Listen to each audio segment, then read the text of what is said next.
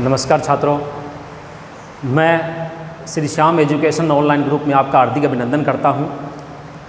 प्रिय छात्रों, जैसा कि आपको मालूम है कि कोविड किस तरह से फैल चुका है और इसमें किस तरह अपने को तैयारी करनी है, ये बहुत ही अच्छा एक माध्यम है। ऑनलाइन जो माध्यम बना है ये बहुत ही अच्छा माध्यम बना है।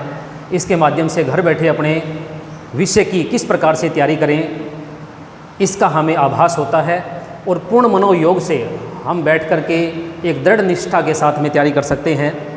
इसी क्रम में आज सभी विद्यार्थियों के लिए जो सभी क्लास के अंदर अनिवार्य टॉपिक जो होता है, हिंदी का सबसे पहला जो टॉपिक है वर्ण व्यवस्था, उसी का हम आज जिक्र करेंगे। देखिए विद्यार्थियों, किसी भी भाषा को सीखने के लिए उसकी जड़, उसकी इकाई, उसके मूल तत्व को पकड़ना बहुत ज़रूरी है।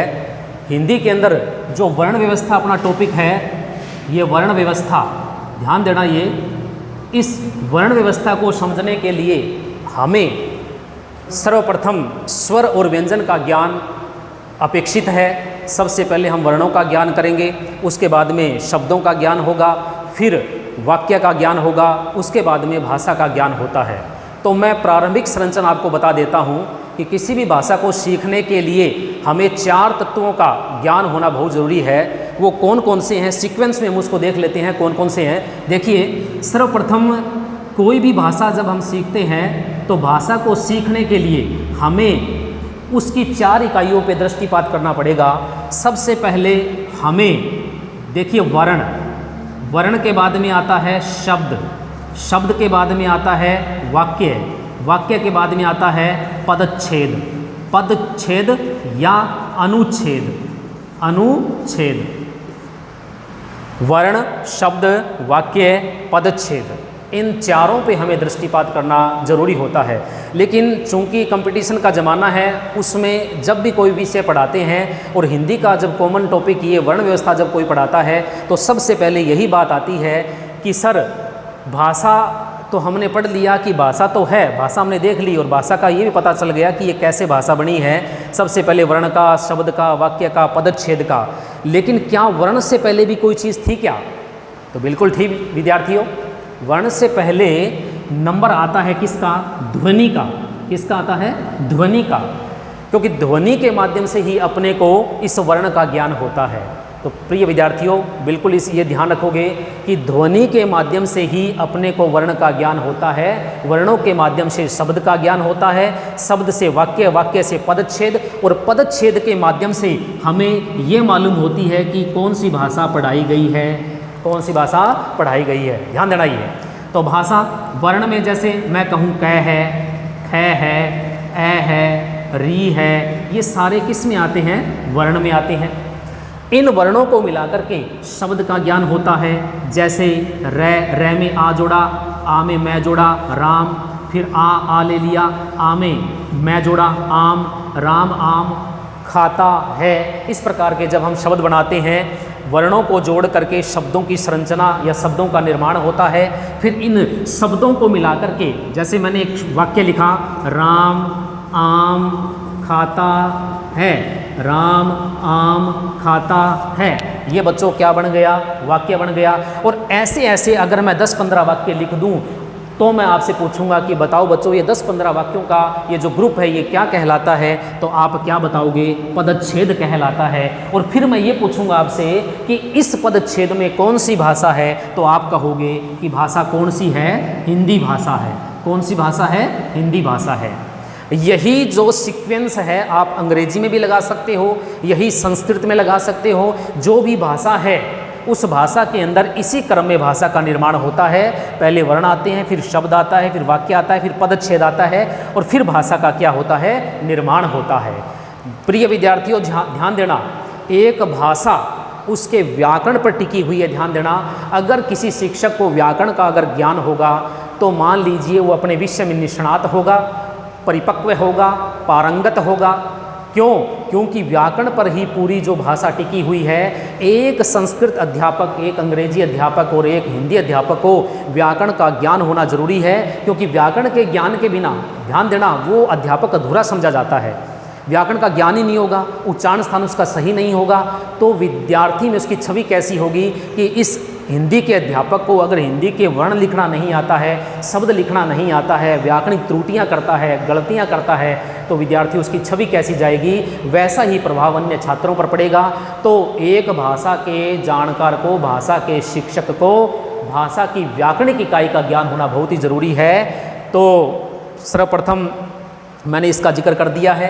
ये तो मुख्य बातें थी, क्योंकि एक वर्ण व्यवस्था के अंदर भाषा मैंने इसलिए लिया है क्योंकि भाषा के अंदर ही वर्णों का, देखिए भाषा के अंदर ही वर्ण है, वर्णों के मेल से शब्द, शब्द के मेल से वाक्य, और वाक्य के मेल से क्या बनता है, पदच्छेद बनता है। अब बात ये आती है कि वर्ण व्यवस्था जब हम पढ़ते हैं तो सर्वप्रथम दिमाग में एक ही बात आती है, क्या आती है कि बताइए विद्यार्थियों, मैं वर्ण में आपसे पूछता हूँ कि वर्ण में वर्णों को कितने भागों में बांटा गया है। वर्ण जो है, इस वर्णों को मैं यहाँ पर अगर बहुवचन में इसको लिखता हूँ तो मैं ये कहूँगा कि वर्णों को दो भागों में बांटा गया है। एक होता है स्वर और एक होता है व्यंजन। स्वर और व्यंजन, ध्यान देना, ये पूरा एक टॉपिक दूसरे से जुड़ा हुआ होता है। वर्ण है, वर्णों को मैंने दो भागों में बांटा, एक है स्वर, एक है व्यंजन।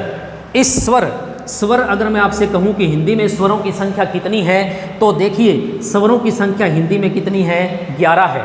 और व्यंजन अगर आपसे पूछे कि व्यंजनों की संख्या कितनी है, तो हिंदी में व्यंजनों की संख्या 33 है। अब प्रश्न ये किया जाए आपसे कि बताइए कि हिंदी में कुल वर्णों की संख्या कितनी है, तो ध्यान देना 11 + 33 टोटल कितने होंगे, 44 वर्ण होंगे। हिंदी में अगर वर्णों की संख्या पूछी जाए तो 44 वर्ण होंगे। वर्णाः कति सन्ति, वर्ण कितने होते हैं, तो हिंदी में तो वर्ण 44 होते हैं, लेकिन अगर संस्कृत में कोई वर्ण पूछे तो द्वाचत्वारिंशत् 42 होते हैं। देखिए ये तो संस्कृत में होते हैं, लेकिन हिंदी में अगर पूछे तो मुख्य रूप से पाणिनि की अष्टाध्यायी के अनुसार 42 वर्ण होते हैं, ये थोड़ा ध्यान रखेंगे। अब स्वर कौन कौन से हैं, व्यंजन कौन कौन से हैं, बिल्कुल आपको इसका क्रम मालूम है। स्वर और व्यंजन, स्वर कितने होंगे 11, व्यंजन कितने होंगे 33। इन 11 + 33 को मिलाकर के 44 जो वर्ण होंगे, ये हिंदी में पूछा जाए प्रश्न कि हिंदी में वर्णों की संख्या, हिंदी में वर्णों की अगर संख्या पूछे तो कितनी बताओगे, 44 बताओगे। लेकिन कई किताबों में आपने देखा होगा कि कई बच्चे कहते हैं कि सर यहाँ तो 48 भी है, कई कहते हैं जी 50 भी है, कई कहते हैं 52 भी है। बिल्कुल सब की बात मानोगे, 52 तक अपने, इस 52 क्यों 57 तक अपने वर्ण कर सकते हैं। लेकिन प्रश्न ये आ रहा है कि हिंदी में वर्णों की संख्या कितनी है, तो 44 है। हिंदी में कुल वर्णों की अधिकतम संख्या हो सकती है, अगर ये प्रश्न आ जाए तो हम करेंगे 57। कितनी करेंगे, 57 करेंगे, ये थोड़ा सा ध्यान रखोगे। चलो अब थोड़ा सा कई विद्यार्थियों के मन में जिज्ञासा होगी कि सर थोड़ा इनका भी दर्शन करवा दीजिए कि ये 11 कौन से हैं, 33 कौन से हैं, टोटल 44 कैसे हो गए और 57 कैसे पहुंच गए। तो थोड़ा सा हम इसका जिक्र कर लेते हैं। प्रिय विद्यार्थियों, आज जो मैं ये टॉपिक करवा रहा हूँ, ये रीट के लिए, पटवार के लिए, ग्राम सेवक के लिए, आपकी कंपलसरी फर्स्ट ईयर हिंदी के लिए, जो भी साइंस की हिंदी के लिए, सबके लिए ये महत्वपूर्ण है, सबके लिए ये क्या है, महत्वपूर्ण है। तो थोड़ा सा इस टॉपिक को बिल्कुल बारीकी से अपने को देखना है। बहुत ही महत्वपूर्ण ये टॉपिक आ रहा है और इस पे थोड़ा सा दृष्टिपात करेंगे। ज़्यादा बर्डन लेने की अपने कोई ज़रूरत नहीं है। ध्यान देना, बड़े इत्मीनान से, बड़े ही अच्छे माहौल से आप इसको पढ़िए। तो थोड़ा सा मैं बता देता हूँ, 42 ये स्वर कितने हैं, व्यंजन कितने, थोड़ा सा मैं दृष्टिपात कर देता हूँ। चलिए थोड़ा आगे बढ़ते हैं। अब थोड़ा सा अपने यहाँ पर आगे यहाँ चलेंगे, मैं थोड़ा सा आपको इधर बता देता हूँ, ये लिखा हुआ है, कोई बात नहीं। अब यहाँ थोड़ा सा अपने देख लेते हैं, इधर देखना थोड़ा सा। यहाँ मैंने लिखा स्वर, स्वर लिखे, स्वर कितने बताए मैंने, 11 बताए। कौन कौन से सीक्वेंस में आपको मालूम है, कौन कौन से बताइए। पहले ए है, उसके बाद में क्या है, आ, छोटी ई, बड़ी ई, ऊ, बड़ा ऊ, फिर री, ऋषि, ए, आई, ओ, औ, ओ और औ। अंग है और ए है को स्वरों में नहीं गिना गया, ध्यान कर लेना। अब इनको देखोगे 1 2 3 4 5 6 7 8 9 10 11, ये कितने स्वर हो गए, 11। मुख्य रूप से हिंदी में यही 11 है, यही आपको करने हैं, मैं पहले बता रहा हूँ, ध्यान कर लेना। इसमें भी ये जो 4 हैं, 4 क्या माने गए हैं, ह्रस्व स्वर, जिसका दूसरा नाम क्या है? मूल स्वर है। ह्रस्व स्वर या मूल स्वर है। कौन कौन से हैं देखिए, छोटे छोटे इनमें आपको कौन से नजर आ रहे हैं? जैसे ए छोटा है, ई छोटी है, ऊ छोटा है, री छोटी है, री छोटी है। तो हिंदी में ह्रस्व स्वर या मूल स्वर कितने होंगे? 4 होंगे। अभी मैं स्वरों का ही जिक्र कर रहा हूं कि स्वर टोटल तो कितने माने हैं? 11। इन 11 के भी और क्या क्या भेद कर दिए गए हैं वो मैं बता रहा हूं। इन 11 में 4 जो है वो क्या है? ह्रस्व स्वर है। फिर आइए दीर्घ स्वर पूछे। दीर्घ स्वर, सॉरी भी, दीर्घ स्वर में कितने आ जाएंगे? 4 है। बच के कितने? 11 में से 4 घटाओगे कितने बच गए? 7। जो भी आपको दीर्घ दिखाई दे रहे हैं वो सारे इसमें आ जाएंगे। जैसे आ है, बड़ी ई है, बड़ा ऊ है, ए है, आई है, ओ है, औ है।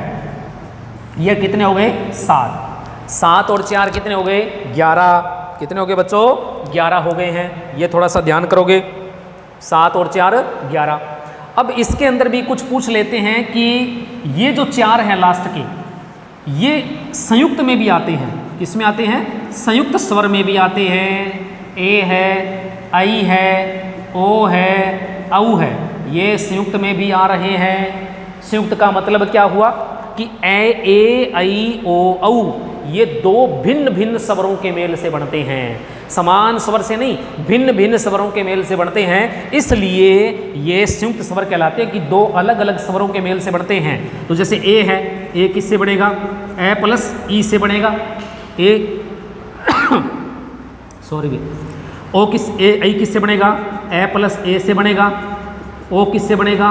ए प्लस छोटे ऊ से बनेगा। और ये किससे बनेगा? ए प्लस ओ से बनेगा। ये थोड़ा सा ध्यान करना है। 4 अलग अलग भिन्न भिन्न स्वरों के मेल से बनते हैं, इसलिए ये क्या कहलाते हैं? संयुक्त स्वर कहलाते हैं। चलो, ये तो वर्णन हुआ किसका? स्वरों का। फिर कर लेते हैं थोड़ा सा व्यंजनों का। व्यंजनों का थोड़ा सा वर्णन करते हैं। व्यंजनों की संख्या कितनी मानी? 33 मानी। अब ये 33 कौन कौन से हैं? तो मैंने आपको बताया था कि एक होते हैं स्पर्श व्यंजन। कितने होते हैं? स्पर्श व्यंजन। ये कितने होंगे संख्या में? 25 होंगे भी। कहाँ से कहाँ तक? कै से मैं तक। कहाँ से कहाँ तक होंगे बच्चों? कै से मैं तक होंगे। कितने हुए? 25 हुए। स्पर्श व्यंजन इनको कहते हैं। उसके बाद में कै से लेकर के मैं तक, क ख ग घ ङ च छ ज झ ञ ट ठ ड ढ ण त थ द ध न और प फ ब भ म, ये 25 जो वर्ण हैं ये क्या कहलाते हैं? स्पर्श व्यंजन कहलाते हैं। उसके बाद में 4 आते हैं। कौन से? अंतस्थ व्यंजन। कौन से आते हैं? अंतस्थ व्यंजन आते हैं 4। य व र ल, य व र ल, ये 4 आते हैं अंतस्थ व्यंजन। उसके बाद में 4 आते हैं आपके कौन से? ऊष्म व्यंजन।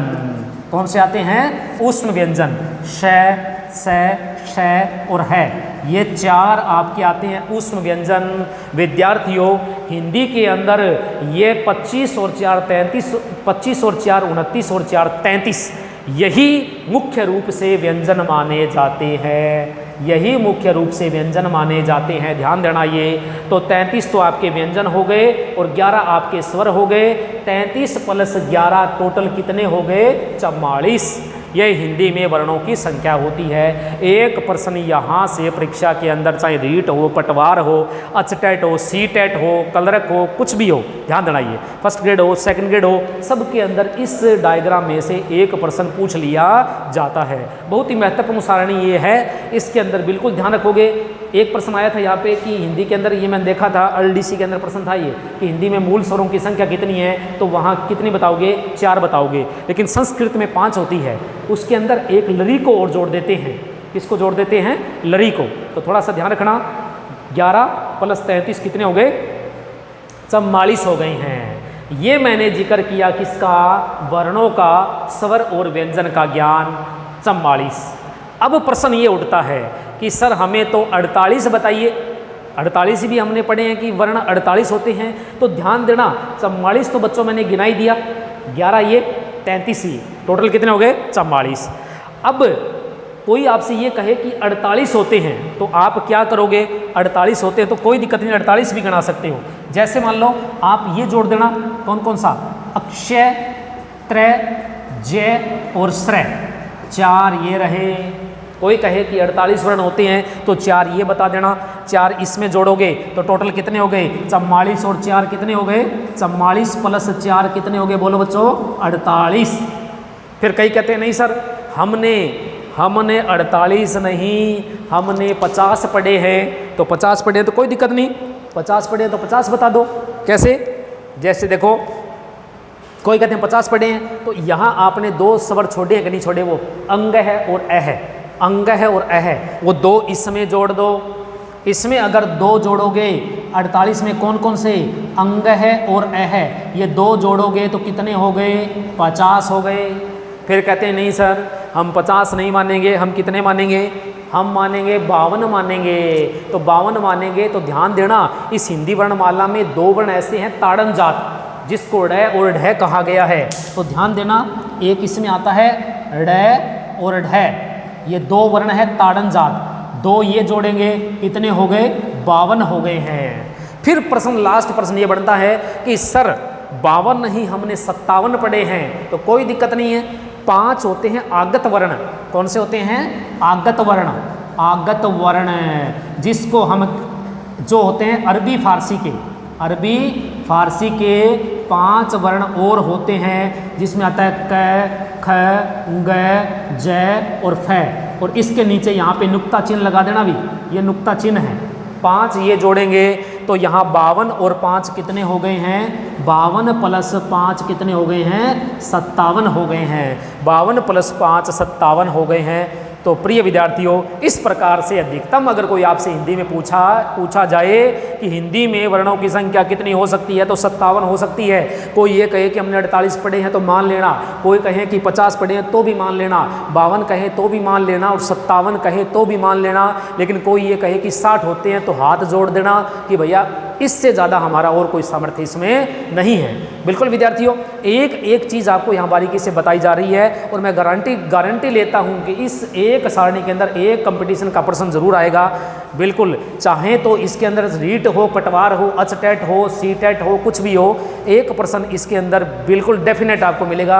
ये सारणी अगर आपके दिमाग में छप गई, सारणी अगर आपके दिमाग में है तो बिल्कुल ये प्रश्न आएगा, ध्यान देना। ये तो मैं इस वीडियो के माध्यम से मेरा पहला ही मैं ऑनलाइन वीडियो मैंने बनाया है। कमियां इसमें रह सकती है मैं मानता हूं, क्योंकि कॉन्फिडेंस जो भी होता है पहली बार मैं इस सामने आया हूं। विद्यार्थियों जैसा भी मैंने प्रयास किया है आप सहर्ष इसको स्वीकार करोगे। कुछ कमियां रह सकती है, कोई पूर्ण नहीं होता है। इदम संसारे कोपि पूर्णम न उच्यते, इस संसार में कोई पूरा नहीं है।